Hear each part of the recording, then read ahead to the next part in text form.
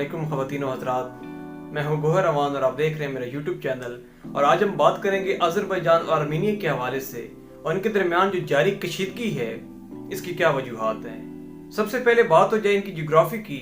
یہ دونوں ممالک جنوب مشرقی یورپ میں واقع ہیں اور ان کی جو باؤنڈریز ہیں وہ ٹرکی، ایران اور رشیا کے ساتھ منسلک ہیں۔ 1922 سے لے کر 91 تک یہ دونوں ممالک سوویت یونین کا حصہ تھے اور سوویت یونین کے ٹوٹنے کے بعد انہیں آزادی حاصل ہوئی ہے۔ آذربائیجان میں اکثریت آبادی مسلمانوں کی ہے اور آذربائیجان اپنے نیچرل ریسورسز، تیل اور گیس کے وسیع ذخائر اور اسپیشلی ٹورزم کی وجہ سے عالمی دنیا میں بہت زیادہ اہمیت کا حامل ہے، جبکہ آرمینیا ایک لینڈ لاکڈ کنٹری ہے اور اس میں اکثریت آبادی عیسائیوں کی ہے۔ دونوں ممالک کے درمیان تنازع کی وجہ ناگورنو کاراباخ کا علاقہ ہے۔ سوویت یونین کے جانے کے بعد اس علاقے پر دونوں حاکمیت کا دعویٰ کرتے ہیں، جبکہ تاریخی طور پر انٹرنیشنل لا کے پرسپیکٹو میں اور یون کی ریزولوشنز کے مطابق اس علاقے پر جائز اور لیگل حق آذربائیجان کا ہے، جبکہ آرمینیا کا دعویٰ سراسر بے بنیاد اور جھوٹا ہے۔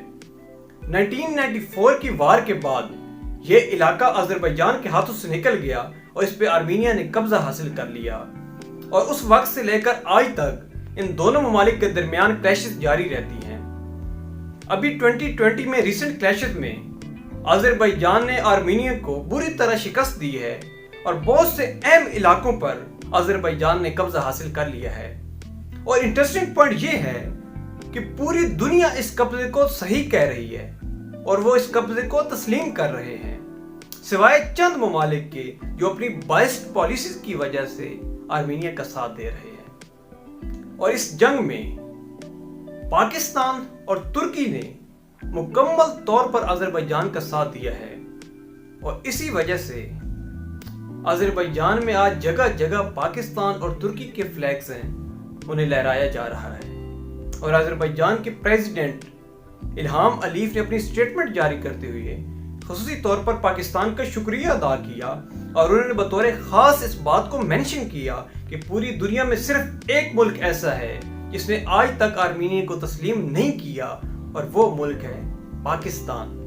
اور پاکستان کے تسلیم نہ کرنے کی وجہ سے آذربائیجان کی جو کلیم ہے اسے دوہری تقویت حاصل ہوئی ہے، اور پاکستان کی تسلیم نہ کرنے کی وجہ پاکستان کی نظریاتی اساس کے ساتھ کمٹمنٹ ہے، اور اسی کمٹمنٹ پر پاکستان نے کبھی بھی کمپرومائز نہیں کیا، چاہے وہ فلسطین ہو، چاہے وہ کشمیر ہو، یا دنیا میں کہیں بھی اس اساس کو ہٹ کیا گیا ہو۔ اور اسی وجہ سے آج پوری مسلم دنیا میں اتحاد، محبت اور یکجہتی کی فضا پیدا ہوتے نظر آ رہی ہے۔ Thank you very much.